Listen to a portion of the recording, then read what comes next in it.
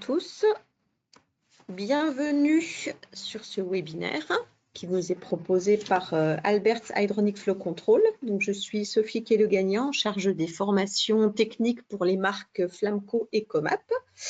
Et je vous propose aujourd'hui de parler du dimensionnement des vases d'expansion automatiques. Donc, en fait, ça fait suite au dimensionnement des vases d'expansion à pression variable que j'ai fait en début d'année. Alors, ce webinaire va durer une vingtaine, peut-être entre 20 et 30 minutes. Vous pouvez poser des questions, comme d'habitude, par écrit, et je vous répondrai après le webinaire. Alors, pour commencer, en termes de sommaire, ce que je vous propose, c'est de démarrer par une petite introduction avec des rappels sur les données nécessaires au dimensionnement. Ensuite, on va expliquer pourquoi et quand passer du vase d'expansion à pression variable au vase d'expansion automatique. Je vous parlerai ensuite, on prendra un exemple et on dimensionnera un vase d'expansion automatique. Je vous présenterai les deux technologies, à compresseur et à pompe, avec les produits Flamco. On regardera les critères de sélection. Pourquoi choisir plutôt une technologie à compresseur, plutôt une technologie à pompe. Ensuite, on verra la sélection dans notre exemple et on finira par une conclusion. Alors, pour commencer, quelques rappels sur les données nécessaires au calcul d'un vase d'expansion, qu'il soit automatique ou pas. Il y a des données de base. Donc, les données, si vous avez vu mon webinaire sur les vases d'expansion à pression variable, vous allez voir que c'est exactement la même chose. Donc, en fait, si on veut calculer un système d'expansion, il nous faut la capacité de l'installation, il nous faut la puissance de l'installation, le régime de température, de manière à évaluer la dilatation, la nature du fluide. On a besoin, pour évaluer la pression de service, de la hauteur statique de l'installation, le tarage des soupapes qu'on va définir ou qu'on peut avoir préalablement. Et ensuite, il y aura un certain nombre d'options qu'on va prendre en considération. Par exemple, est-ce qu'on veut un appoint d'eau automatique ou pas? Est-ce qu'on veut de la communication, du Modbus, du BACnet, par exemple? OK, donc ça ne change pas. Les étapes du calcul, elles sont quasi identiques. Donc, on va s'intéresser tout d'abord au volume dilaté. Là encore, il faut évaluer quel est le volume dilaté, donc le volume qu'on va vouloir stocker dans notre vase d'expansion. On a besoin de la pression de service. Donc, la pression de service, on l'obtient toujours de la même manière. On a besoin de la hauteur statique au-dessus du vase pour déterminer notre pression de service. Donc, une fois qu'on a le volume du vase et qu'on a déterminé notre pression de service, on va sélectionner donc un système à compresseur ou à pompe avec des options et un certain nombre de contraintes. Ça va nous permettre de définir notre système, donc notre vase d'expansion automatique. OK, mais à la base, on a toujours besoin d'un volume dilaté et d'une pression statique. Donc, globalement, basiquement, on a besoin des mêmes données, que ce soit pour un vase d'expansion à pression variable ou un vase d'expansion automatique. Pour rappel, là encore, l'estimation du volume d'eau de l'installation, on y reviendra, mais souvenez-vous qu'on avait dit qu'on avait besoin de savoir quel était le type d'émetteur. On peut se baser sur le type d'émetteur pour définir le nombre de litres par kilowatt qu'on va prendre en considération. Avec la puissance du générateur, ça nous permet de définir une capacité, d'évaluer en fait une capacité d'installation. Dans mon exemple ici, j'avais pris 280 kW pour la puissance du générateur. Système radiateur, donc on va considérer 12 litres par kilowatt, ce qui nous faisait une capacité en eau de l'installation de 3360 litres. Okay, donc c'était l'exemple qu'on avait pris dans mon dernier webinaire. Le volume dilaté, on avait parlé de coefficient de dilatation, d'accord? Donc, vous avez les coefficients de dilatation de l'eau pure sur la droite. Si on considère un exemple où la température de départ, donc on est sur du chauffage, c'est 70 degrés, c'est la température maximum qu'on va avoir et c'est la température qu'on va utiliser pour définir le coefficient de dilatation. Sachant que l'eau rentre à 10 degrés, qu'on la monte à 70 degrés, ici j'avais pour exemple 2,25% de dilatation. Autrement dit, sur un volume total de 3360 litres, ça faisait 67 litres de volume dilaté. Et c'est ce qui nous permet de définir le volume du vase. Si on parle de pression statique, hauteur statique, pression de gonflage du vase ou on va le voir ensuite, pression de service, on a besoin de la hauteur de l'installation, d'accord? Dans mon exemple ici, 11 mètres, donc une pression statique de 1,1 bar. Si vous vous souvenez, on a parlé de la pression en point haut. On ne veut pas avoir 0 en point haut, on veut avoir un peu plus, 0,3 bar. Ça peut être 0,3, ça peut être 0,5. J'ai déjà vu qu'on monte jusqu'à 0,8, on ne va pas aller trop haut non plus, de manière à être sûr de ne pas avoir d'aspiration en point haut, donc d'entrée d'air. Ce qui fait que si notre vase est en point bas, la pression de gonflage à considérer, c'est la pression statique, 1,1 bar, plus la surpression qu'on veut en point haut. Ici, 0,3 bar, ça nous fait 1,4 bar de pression de gonflage. Voilà pour les rappels. Okay. Maintenant, on va regarder pourquoi et quand passer du système d'expansion à pression variable au vase d'expansion automatique. Quels sont les critères qui vont nous faire passer de l'un à l'autre? Tout d'abord, le premier critère, c'est un souci de sécurisation. On veut sécuriser l'installation. D'accord? Sécuriser l'installation, pourquoi? Quand on parle de pression variable, eh ben, en fait, on chauffe notre fluide, on refroidit notre fluide. Donc, ça veut dire que la pression dans l'installation, elle monte quand on chauffe, elle descend quand on refroidit. D'accord? Ça crée de l'instabilité et ça peut créer donc de l'aspiration d'air en point haut. Si on rajoute à ça de la présence d'air, des bulles d'air, ces bulles d'air vont jouer le rôle, elles aussi, de vase d'expansion. Elles vont pouvoir être compressées, elles vont pouvoir se dilater. Donc, elles participent aux fluctuations de pression dans l'installation. Donc, ce qui fait que dans notre installation, vous le voyez, entre le chauffage, le refroidissement, les bulles d'air qui peuvent être présentes, qui vont se dissoudre, pas se dissoudre, gonfler, dégonfler, etc., c'est instable. Et plus l'installation va être grande, plus il y aura de l'instabilité. Donc, c'est compliqué. Et s'il y a de l'instabilité, on va avoir des problèmes. Donc, on veut essayer d'éviter d'avoir des problèmes et de sécuriser un peu tout ça. L'autre aspect, c'est un aspect diagnostique. Quand on a un vase d'expansion à pression variable, on est complètement aveugle sur l'installation. On n'a pas de données, à part un manomètre de pression, on n'a pas de données. On ne sait pas s'il y a de l'eau dans le vase ou pas. Donc, on est aveugle. Donc, globalement, plus l'installation va être de taille importante, plus ça va être compliqué à gérer, ça va être instable et on a besoin de sécuriser tout ça. Le fait d'avoir un vase d'expansion automatique, ça veut dire qu'on va réguler la pression. En tout point de l'installation, la pression va être régulée. Donc, on parle de pression constante. Ça va permettre d'éviter les entrées d'air dans l'installation. Donc, en fait, on apporte de la stabilité. On va fiabiliser le fonctionnement. Ça va être beaucoup plus stable. On va réguler à 0,2 bar près. Donc, c'est très précis. Et derrière, en fait, on a des données de pression et de niveau. Donc, pour faire du diagnostic au moment où on a un problème, c'est beaucoup plus facile. D'accord? Donc, ça permet de sécuriser l'installation, de fiabiliser le fonctionnement de l'installation. Ensuite, il y a d'autres bénéfices. Les autres bénéfices, qu'est-ce que c'est? Déjà, on a une histoire de rendement de vase qui est plus important. La dimension du vase sera plus petite en pression constante qu'en pression variable. Pourquoi? Un vase d'expansion à pression variable, notamment, vous avez de l'azote. Vous avez une poche d'azote. Donc, vous n'avez pas toute la capacité du vase disponible pour mettre de l'eau dedans. Donc, le vase est plus petit quand on parle de vase d'expansion automatique. Au moins 2 fois plus petit, voire 3. Les critères de sélection de la pression statique. Quand vous êtes en pression variable, eh bien, vous choisissez un vase à 0,5 bar près. On peut le dégonfler, c'est possible. En pression statique, on va pouvoir choisir la pression statique, la pression de service à 0,1 bar près. Donc, c'est très précis. C'est très précis et c'est modulable. Si jamais on doit s'adapter au positionnement des équipements en chaufferie, comme des soupapes par exemple, on peut s'adapter. Si on doit modifier le réseau, on va pouvoir adapter et modifier la pression de service. D'accord? Ça, c'est possible.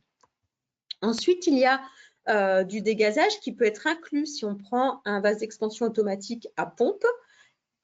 De par sa technologie, il y a un dégazage qui est inclus à l'intérieur du vase. C'est ce que vous voyez avec la photo de droite. Si vous voulez un appoint d'eau automatique, D'accord? Qui dit à point d'eau automatique dit que on va utiliser de la pression constante, donc un vase d'expansion automatique. Et si derrière, on veut de la communication, c'est-à-dire du Modbus, du BACnet ou encore le protocole Flamco, c'est ce que vous voyez sur la droite de votre écran. Donc voilà, ça dépend de ce qu'on souhaite mettre en place, la précision qu'on veut, mais surtout la partie sécurisation de l'installation, elle est importante. Les critères qu'on va devoir considérer, en fait, pour le passage du vase d'expansion à pression variable au vase d'expansion automatique, c'est des critères de pression. Alors là, je vous donne vraiment des grandes lignes, hein, ce n'est pas gravé dans le marbre, mais quand vous commencez à avoir une hauteur statique qui dépasse les 25 mètres, n'oubliez pas, si vous avez une chaufferie qui est en pied dans une copro, la chaufferie, elle est en pied de colline et vous avez des immeubles qui sont sur une colline. Il va falloir prendre en considération la hauteur de la colline. Pas oublier ce genre de choses. Quand vous avez des pressions de service qui vont dépasser les 3 bars, là, ça commence à être mieux de mettre un vase d'expansion automatique. N'oubliez pas que sur le papier, ça fonctionne toujours de mettre un vase d'expansion à pression variable. Vous arriverez à le dimensionner. Néanmoins, derrière, dans la vraie vie, ça va être compliqué. Ensuite, vous avez des critères de capacité d'installation. Quand vous avez des volumes d'eau qui dépassent les 10 mètres cubes, quand vous commencez à avoir un vase d'expansion qui dépasse les 600 litres, c'est mieux d'être en vase d'expansion automatique. Ça sera plus simple à gérer, il y aura moins de problèmes. Et ensuite, il y a d'autres critères. Si vous avez de l'eau glycolée, si vous avez des problèmes d'air et de boue dans l'installation, si vous avez un manque de place, on a dit le vase est plus petit. Si vous avez des installations sensibles, des établissements de santé, des EHPAD, des data centers, donc là, vous ne pouvez pas vous permettre d'avoir des dysfonctionnements. Et si vous voulez de la communication. Modbus, BACnet, etc. Donc, voilà les critères qu'il faut considérer pour passer de la pression variable à la pression constante. Ensuite, prenons le cas d'un dimensionnement de vase d'expansion automatique. La pression de service, tout d'abord. On va estimer que la situation du vase est en bas de l'installation, en pied d'installation. Autrement dit, notre dimensionnement, il ne change pas. Notre pression statique, on a ici une hauteur d'installation qui est de 22 mètres, donc on a une pression statique de 2,2 bars. Ajoutez à cela le minimum de 0,3 bars qu'on veut en point haut, ça veut dire que notre pression de service minimale sera de 2,5 bars. Tout à fait classique. Attention, suivant où vous allez positionner votre système de gestion de l'expansion, le minimum qu'on va avoir en pression de service, c'est au moins 1 bar. Je dirais même un peu plus haut, parce que vous pouvez avoir des critères de pression minimum à l'entrée de certains équipements, comme les pompes, par exemple. Une pompe, il faut au moins 1 bar à l'entrée de la pompe. Donc, attention, c'est des critères que vous pouvez avoir à prendre en considération suivant où est positionné le vase. Ici, en pied d'installation, 2,5 bars, il n'y aura pas de problème.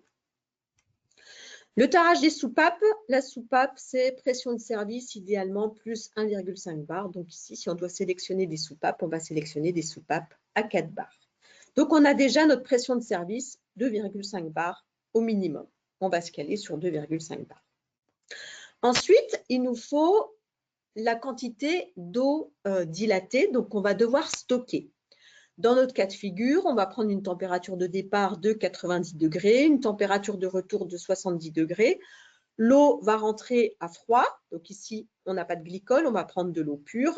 Donc l'eau rentre à 10 degrés, on la chauffe à 90 degrés. Si vous regardez dans le tableau où vous avez l'eau pure et des eaux glycolées à 10, 20, 30, 40, 50%, l'eau pure à 90 degrés, vous avez un coefficient d'expansion de 3,58. C'est ce qu'on va considérer pour calculer notre volume dilaté.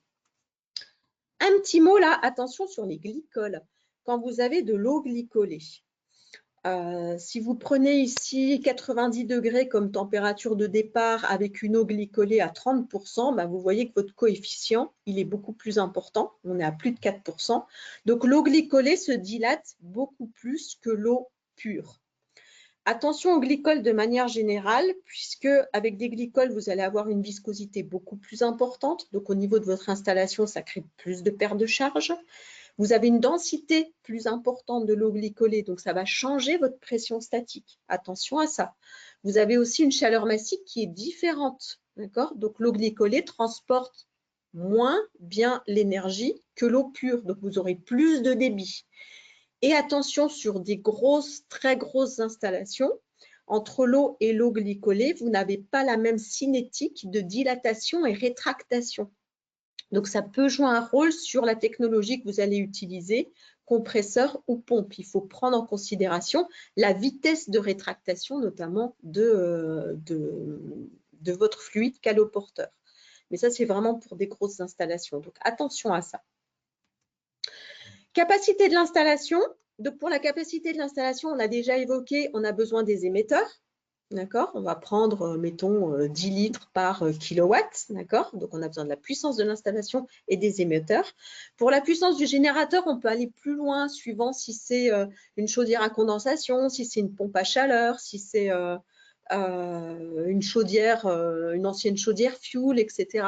Donc, vous n'allez pas forcément, vous pouvez considérer un certain litrage en plus par kilowatt. Par exemple, pompe à chaleur.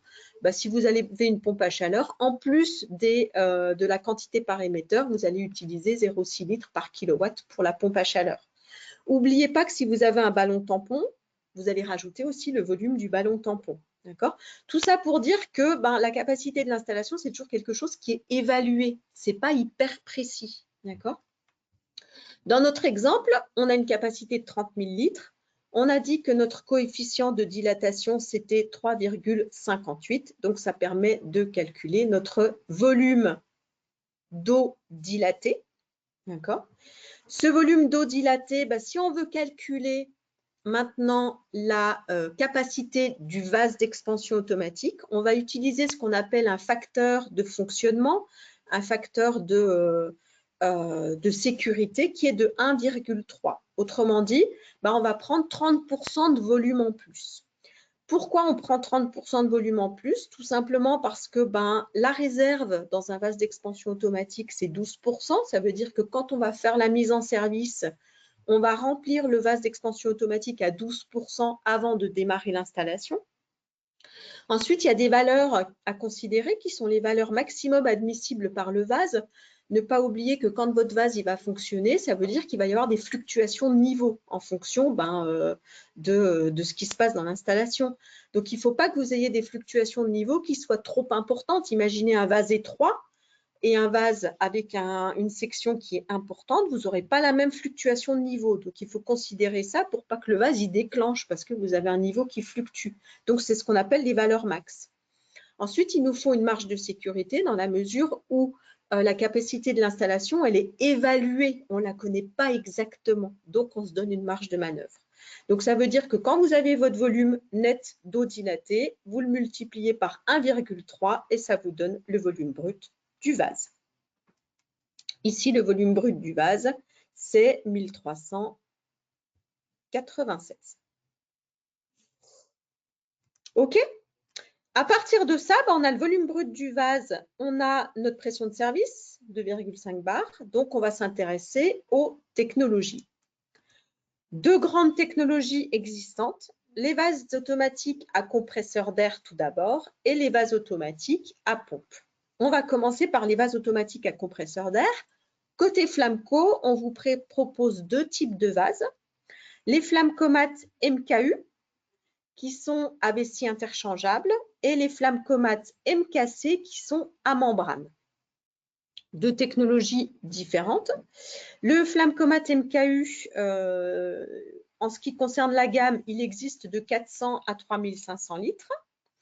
Donc à vessie interchangeable et avec la pression de service qu'on peut définir, utiliser, peut aller jusqu'à 8 bars. Le Flamcomat MKC, c'est aussi donc un vase à compresseur. La gamme va de 110 à 425 litres, c'est plutôt des petits vases. Et là, la pression de service sera un peu plus basse pour le maximum, 5,4 bars. Donc, vous voyez déjà au niveau compresseur d'air, c'est des habitudes c'est ce que propose Flamco. On va toujours du plus petit au plus grand. Donc, vous voyez une gamme assez large de 110 à 3500 litres. Okay.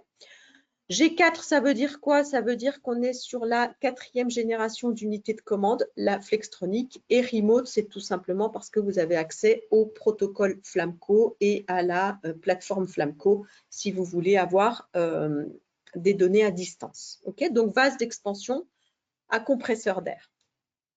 Ensuite, vous avez la technologie vase automatique à pompe. Donc, celui-ci s'appelle Flamcomat MP. MP, c'est pour module de pompe. G4 Remote, c'est pareil. G4, c'est parce que c'est la Flextronic qui est dessus. Remote, c'est à cause du protocole Flamco. Ce vase va de 100 à 10 000 litres, là aussi du plus petit au plus grand. C'est un vase à vessie interchangeable avec un module de pompe. Le module de pompe peut être avec une ou deux pompes. Alors, pourquoi une ou deux pompes? Le calcul, la définition, la sélection du module de pompe va se faire en fonction de la puissance dont on a besoin au niveau de la pompe, donc de la pression de service, mais aussi de la capacité de l'installation que nous avons. Alors, ça peut être, donc si on a assez d'une pompe, on mettra une pompe. Si on a besoin de deux pompes en fonctionnement étagé, on mettra deux pompes. Il y a aussi la possibilité d'avoir une double pompe avec une pompe qui fonctionne en secours.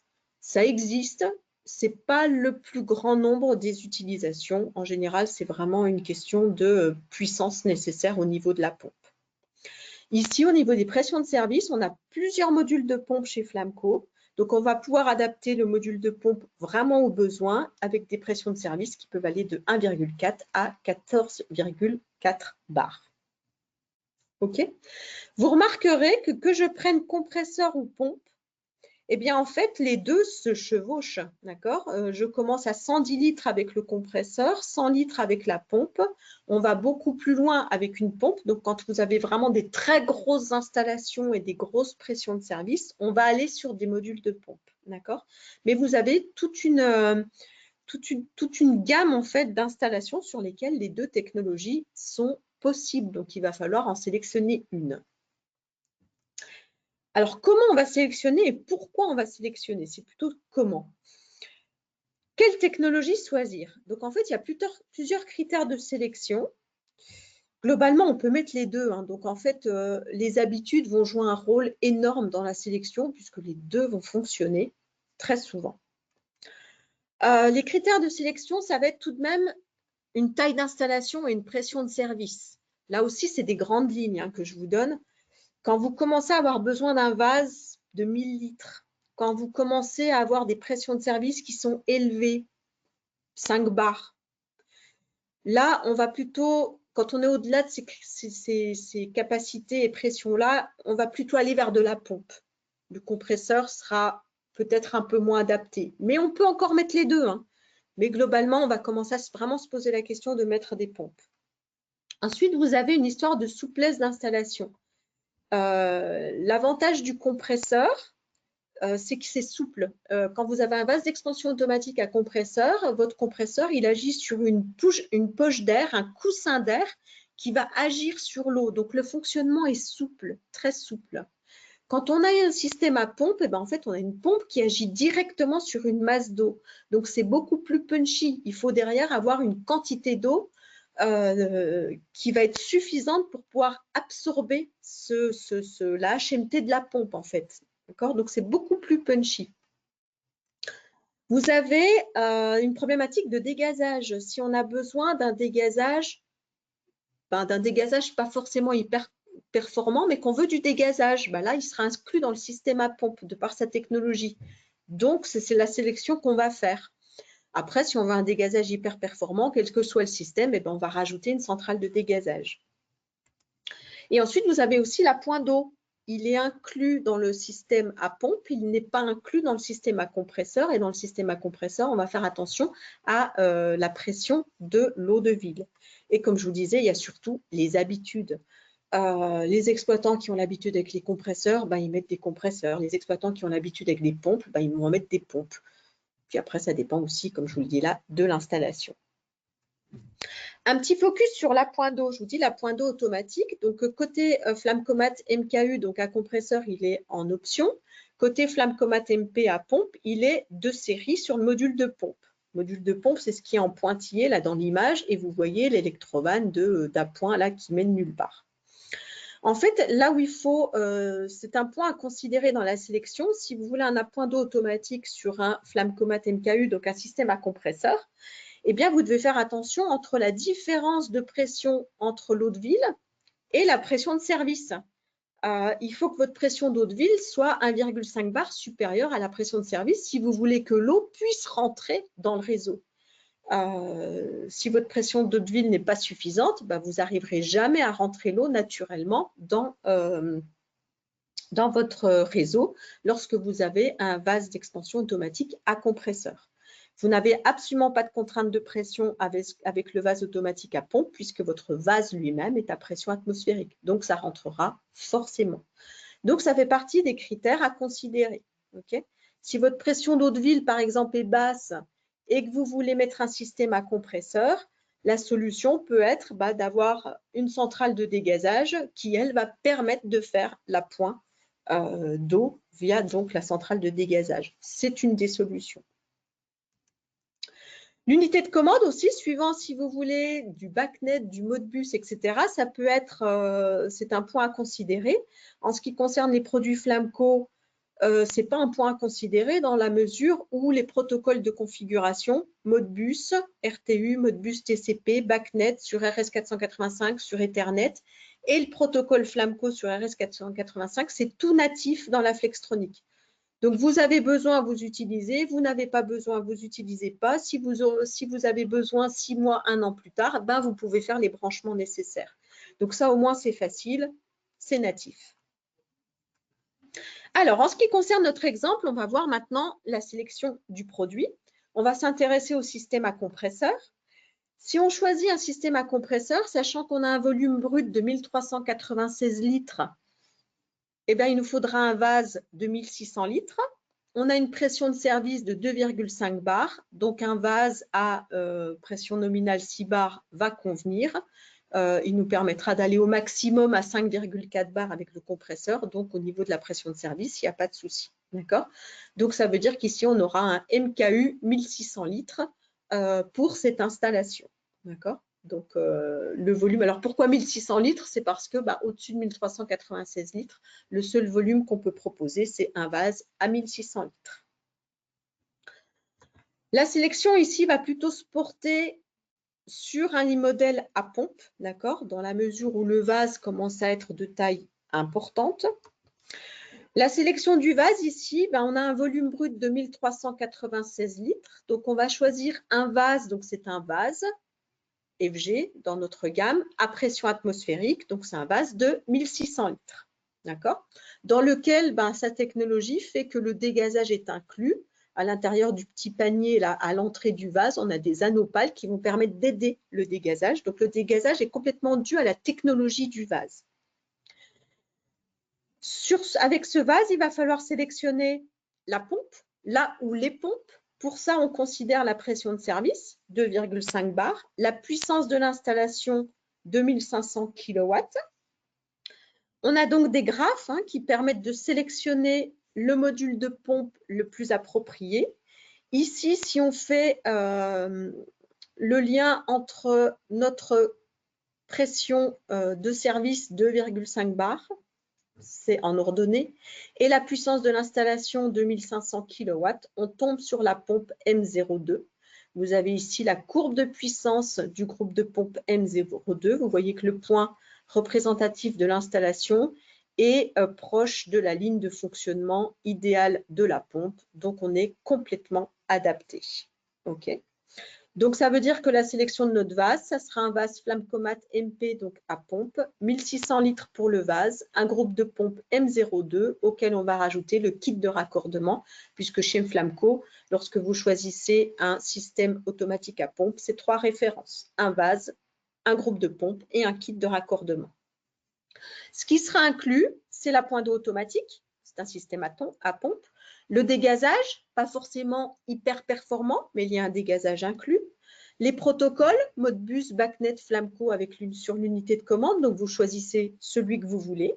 Des sorties analogiques de pression et de niveau, donc on n'est pas aveugle sur l'installation, on sait ce qui se passe. On peut rajouter des produits complémentaires, ce sont les soupapes de sécurité Prescore à 4 bars, puisqu'on a dit que la soupape devait être tarée à 4 bars.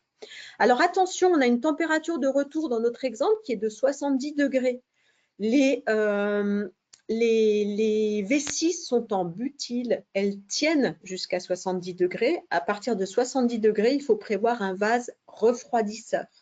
Donc en fait, dans l'offre, on aura ici la proposition d'un vase tampon Flexcon qui doit représenter au moins 20% du volume expansé en termes de dimensionnement pour permettre le refroidissement de l'eau avant de la rentrer dans le vase d'expansion automatique. Donc ici, on proposera un vase tampon de 350 litres dans la mesure où sa capacité doit être au minimum de 215 litres.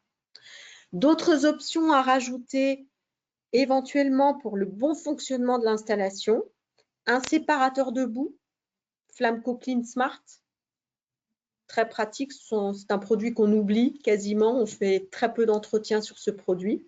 Et s'il y a besoin d'une centrale de dégazage, pour avoir un bon dégazage de l'installation et pas de problème d'air et de boue, on pensera au Vacuumat Eco. Donc voilà la sélection de produits qu'on va faire dans ce cas de figure. OK? Et du coup, c'est terminé en ce qui concerne ce dimensionnement de vase d'expansion automatique. Et j'arrive à la conclusion. En conclusion, eh bien, je vous dirais, je vais juste vous montrer, vous remontrer 2 slides concernant nos formations. N'oubliez pas que vous avez des webinaires à disposition comme aujourd'hui. Il existe aussi des formations en présentiel, d'accord, donc avec un planning de formation sur notre usine d'Abbeville, d'accord, donc c'est 100% gratuit, vous pouvez vous y inscrire.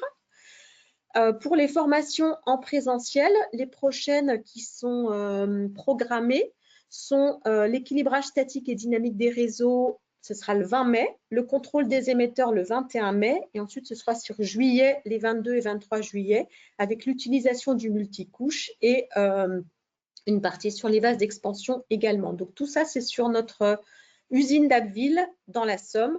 Donc si vous souhaitez être formé à ces différentes technologies, n'hésitez pas à vous inscrire.